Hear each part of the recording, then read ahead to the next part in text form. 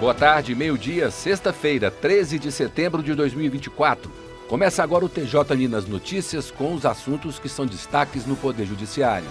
Primeira vice-presidência se reúne com gestores de cartórios de câmaras cíveis. Mulheres na Justiça. Magistradas destacam ações e desafios da paridade no Judiciário. Presidente do TJMG se reúne com magistrados e servidores de Diamantina. Ainda, Justiça Mineira garante que consumidor receba premiação mesmo após mudança de regulamento em sorteio. Esses são os destaques da edição de hoje e eu sou a Mércia Lívia. E eu, Cid Marcos, e este é o TJ Notícias, primeira edição.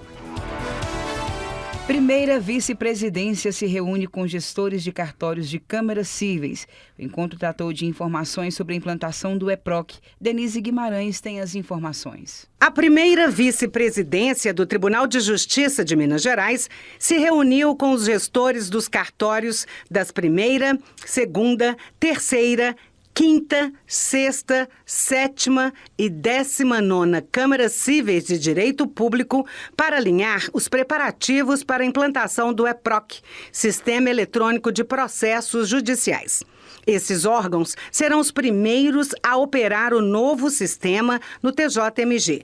Durante a reunião, foram coletadas as impressões dos gerentes sobre os treinamentos conduzidos pela primeira vice-presidência, além de serem esclarecidas dúvidas e fornecidas orientações sobre os novos procedimentos dos cartórios com a adoção do EPROC. Segundo o juiz auxiliar da primeira vice-presidência, Marcelo Paulo Salgado, os escrivães demonstraram otimismo com a chegada do EPROC. Para o juiz, houve uma boa receptividade.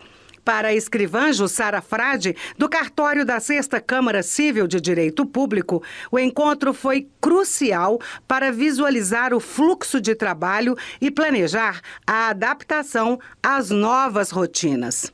A escrivã do cartório da 5ª Câmara Cível de Direito Público, Carolina Meirelles, espera que o EPROC otimize bastante os trabalhos. No TJMG, o sistema EPROC tem início previsto para o dia 14 de outubro. Do Tribunal de Justiça de Minas Gerais, Denise Guimarães.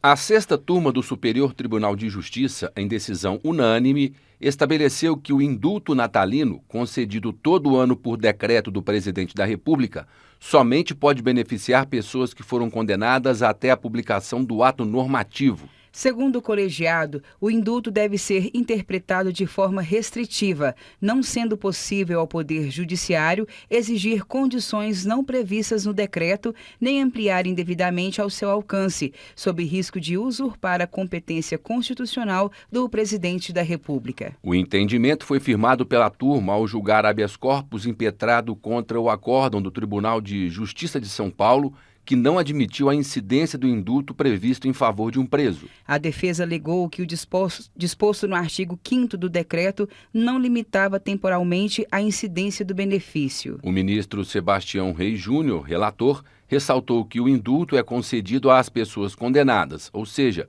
que já se submeteram à jurisdição penal e contra si tiveram pronunciada a culpa, não havendo menção para casos futuros. Termina hoje mais uma edição do encontro Mulheres na Justiça. A repórter Isabela Melano traz as informações. Promovido pelo Conselho Nacional de Justiça, a 3ª edição do evento debate os novos rumos da Resolução CNJ número 255, que se trata da Política Nacional de Incentivo à Participação Institucional Feminina no Poder Judiciário. Ao longo dos 2 dias de encontro, diversos painéis e oficinas discutem a adoção de medidas para assegurar a igualdade de gênero nos órgãos do Judiciário. O evento tem a parceria da Enfam, Escola Nacional de Formação e Aperfeiçoamento de Magistrados, e aborda também os desafios para efetivar a resolução, o julgamento com a perspectiva de gênero, a construção dos direitos humanos das mulheres e a liderança feminina nas organizações.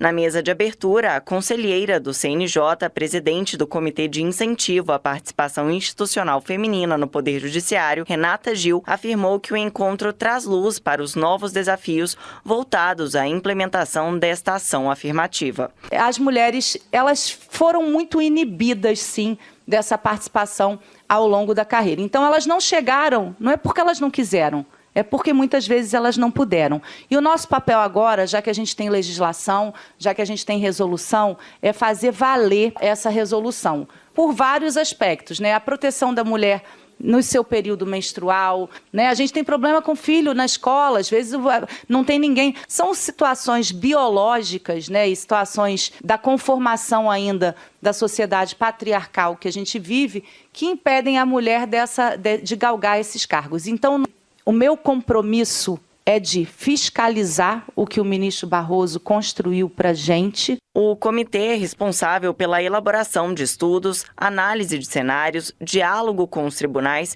e proposições concretas para ampliação da representação feminina. A desembargadora Salise Sanchonetti, do Tribunal Regional Federal da 4ª Região e que atuou como coordenadora do Comitê de Prevenção e Enfrentamento do Assédio Moral, do Assédio Sexual e da Discriminação no Poder Judiciário, apontou que, apesar dos avanços, o Poder Judiciário ainda está longe de bater a meta de 40% de presença feminina nos tribunais. O risco de retrocesso ele é iminente, então a nossa fiscalização ela tem que ser mesmo permanente.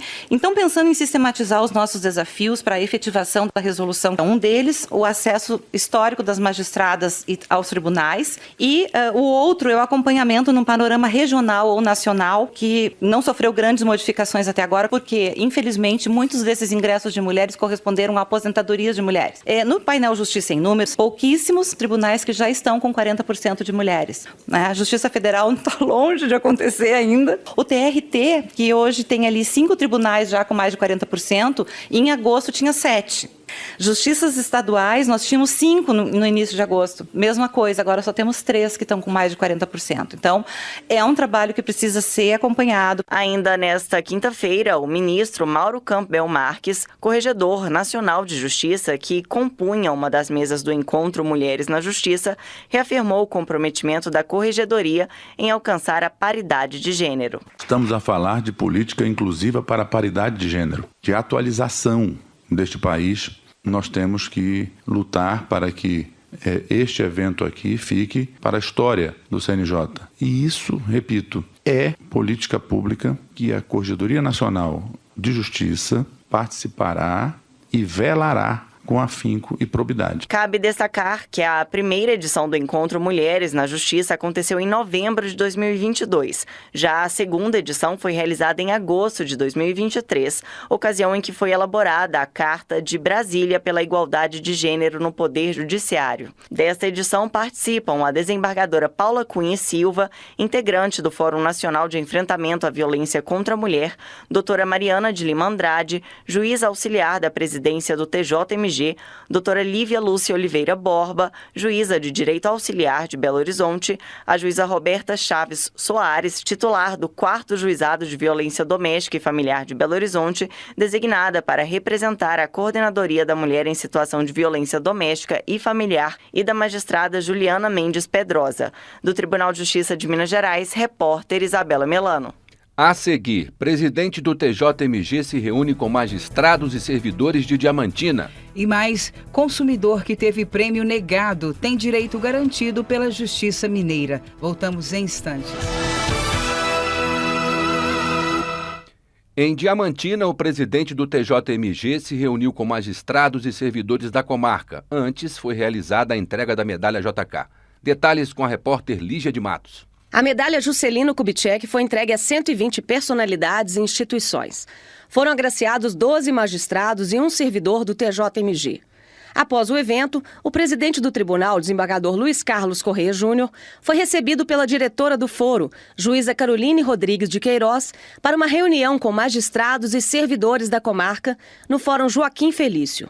Durante o encontro, o presidente estava acompanhado do Corregedor-Geral de Justiça de Minas Gerais, desembargador Estevão Luquezzi de Carvalho, do Superintendente Administrativo Adjunto, desembargador Vicente de Oliveira Silva, da Superintendente de Comunicação Institucional do TJMG, desembargadora Eveline Mendonça Félix Gonçalves, do Superintendente de Tecnologia da Informação, desembargador André Leite Praça, do Superintendente de Orçamento e Finanças, desembargador André Amorim Siqueira, da Superintendente da Concive, desembargadora Evangelina Castilho, do desembargador Armando Freire, da Juíza Auxiliar da Corregedoria Geral de Justiça para a Região 6, que abrange Diamantina, Marixa Rodrigues, do Juiz Auxiliar da Presidência, Tiago Colnago Cabral, e do Secretário-Geral da Presidência, Guilherme Mendes do Vale. Por quase uma hora, o presidente Correia Júnior discorreu sobre os principais projetos da gestão 2024-2026, dando ênfase à migração do PJE para o sistema EPROC, que deve ser implantado no Judiciário Estadual a partir de 14 de outubro. Para o presidente, um sistema moderno e robusto fundamental para melhorar as condições de trabalho para magistrados, servidores e advogados. Foram tratadas também de pautas que Correia Júnior tem debatido com os sindicatos dos servidores. Já o Corregedor-Geral de Justiça, desembargador Estevão Luquezzi de Carvalho, que já foi juiz na comarca de Diamantina, falou sobre os vários projetos da Corregedoria em andamento, como execução eficiente, fóruns digitais, central de pesquisa patrimonial, centrais de processamento eletrônico, centrais de triagem, entre outros pontos. A superintendente da Concive, desembargadora Evangelina Castilho, tratou da importância da luta contra a violência que atinge as mulheres no país. Para a diretora do Foro de Diamantina, juíza Caroline Rodrigues de Queiroz, a conversa com o presidente e os demais integrantes da comitiva foi uma ótima oportunidade para ouvir os projetos da atual gestão, além de apresentar algumas reivindicações, como a instalação de uma nova vara em função do grande volume processual.